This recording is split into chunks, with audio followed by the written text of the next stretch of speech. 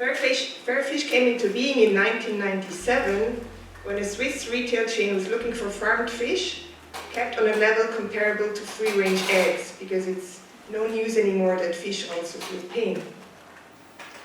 This led to the draft of directives for species-appropriate and eco-friendly aquaculture.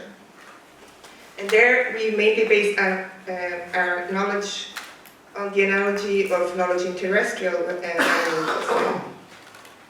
For some years we had cooperation with fishermen in Switzerland, and we also had collaboration and work with artisanal fisherwomen and fisherwomen in Senegal. And over the time, Fairfish somewhat became a reference in fish issues for the public and the media in Switzerland, and had to start answer also questions to the stocks of wild fish and environmental impacts and related issues. And this is when we began in 2002 to refer to data from the FishBase to substantiate our comments on the poor state of so many commercially used fish stocks. In 2012, we were amazed by a study carried out by Rahel Salathé and his colleagues about the true depletion of fish stocks in comparison to data that was published by the FAO, and this inspired us to make the following graph. The difference between the two assessments is quite striking. According to Furze's team, the proportion of overfished stocks is massively greater than assumed by the FAO.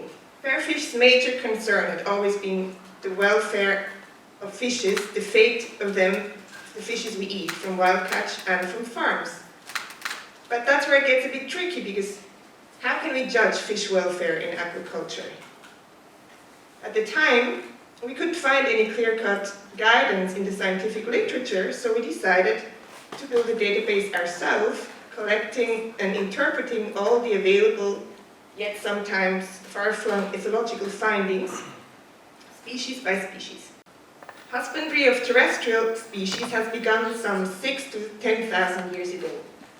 But over the millennia, it has concentrated on only roughly 30 species, of which not one of them is a predator for good reasons. Farming of aquatic animals started about 4,000 to 4,500 years ago with some tilapia in Egypt, carp in China. But nowadays the picture is quite different.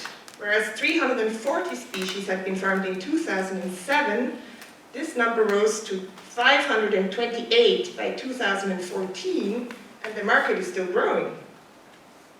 The magnitude of the aquatic animal welfare problems is highlighted by the sheer number of the annual slaughterings, and slaughter is just the end point of a full life under unnatural conditions. So in 2012 at a conference, we presented the idea of a fish ethology and welfare database, and Rahel Salathé at the time encouraged us to go on. So in 2013, we launched the FishEthoBase. In 2015, Rahel Salathé had a critical look and gave us some tips on how to proceed faster, because making new profiles is taking a very long time. This has been so far the most important connection between our FishEthoBase and FishBase, which is usually the first go-to source that we check when we start a new profile.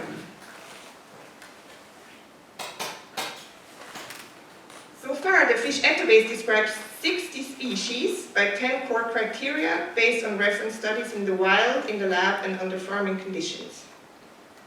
We're considering the likelihood that an individual of a species experiences welfare under minimal farming conditions, that is a current state situation. We look at potential of that species experiencing better welfare under improved farming conditions, and then we also have a score for certainty. The sum of the high scores in the 10 criteria then yields a 3-digit FishEtho score, which allows us to compare the welfare situation across various species. And this Etho score can then be used by the industry as a pointer to species where efforts to improve welfare have the highest potential. The situation at sea is not much prettier, actually. We have a calculation that gives us a number of somewhere between 970 billion and 2.7 trillion animals annually killed in mostly horrible ways. That includes fishes, mollusks, and crustaceans. As concern on the side of consumers and retailers is growing, Fairfish decided to develop the Fish Test, which mainly aims at providing guidance in buying decisions to consumers and market retailers and market players. And what is really new about this fish test is that it doesn't only assess or consider the state of a fish stock and whether it has a certification scheme, but it also actually looks at a fishing method, because the fishing method will have a big impact on the suffering of the fish. And last but not least, it's also important to consider how frequent somebody actually consumes fish.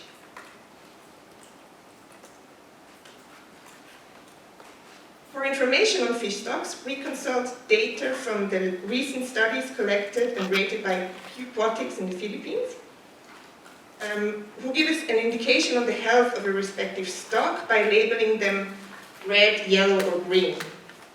Here you have an example of a coho salmon with different stocks in different places, and we trust our assessment and take that as a starting point. We also take indications on the fishing methods applied and certification schemes, because those are all also in those updates that we get regularly.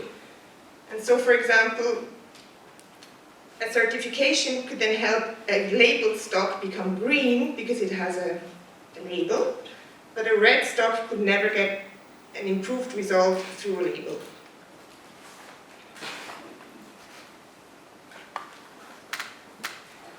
In the last reform of the EU's common fisheries policy, it was demanded that fishing methods should be declared to the consumer. But this is unfortunately often quite cursory and misleading, because line fishing can be anything between hand lining and a long line which can reach up to 100 kilometers, which of course then is not the same. So we base our assessments of the harm caused by given method to the animals and their environment on the findings of fish count in the UK. Also in literature, there is lots of literature out there that needs to be found, and some own experience of below in artisanal fisheries.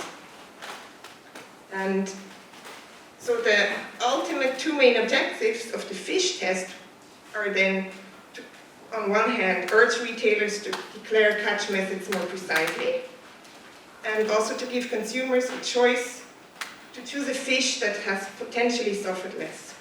As for fish assumption, we're assuming a total volume of fish available in a sustainable way from fisheries to aquaculture as of an approximate 5 to 7 kilograms of edible fish per capita per year. That is a number that has been investigated, or calculated rather, by a student that worked with us, who looked at which part of the fish is actually really eaten, because you cannot just calculate from the live weight of the fish that you catch into the amount that is actually consumed.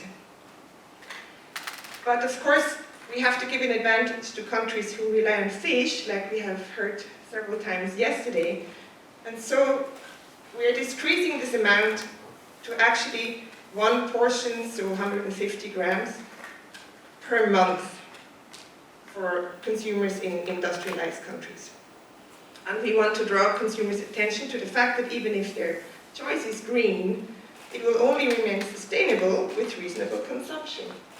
That is an example of what the fish test result might look like when you start with an identical fish stock. The fish stock was considered to be green, it was labeled green, so it's not overfished, it's okay. But if you use a fishing method that is judged to be more harmful, in this case long lines, and you consume too much, considered our limit, then the result tells us avoid this fish. Whereas when you take a fishing method that is maybe not the very best, but at least not the worst, and you consume very little, we say that's fine, but still with moderation.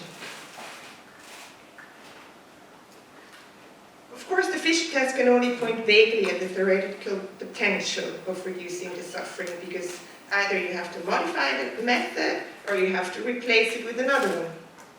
And we have two major difficulties here with the assessment of suffering.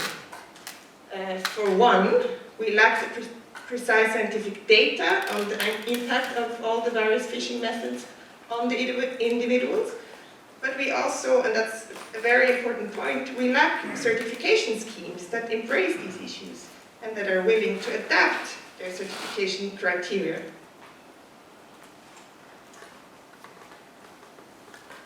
So this led to a new project because these two deficits need to be somehow addressed. And so we launched this new project with 4 consortiums. We're working with the FishEtho group, with CCMAR in Portugal, with Friend of the Sea, and the Demos Institute here in Paris. And we got a very generous, beautiful grant from Open Philanthropy in California. And the goal will be to investigate all these fishing methods on the various species that they're used, and develop criteria and indications for least harming practices.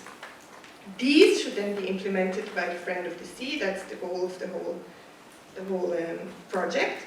And of course, the findings will be published in the FishEthoBase. And since all of this would not be possible without SeaBase and FishBase, and SeaLifeBase, we're hoping that this project will deepen our connection with each other. We're deeply grateful to all our donors. Some of them have given a lot of money.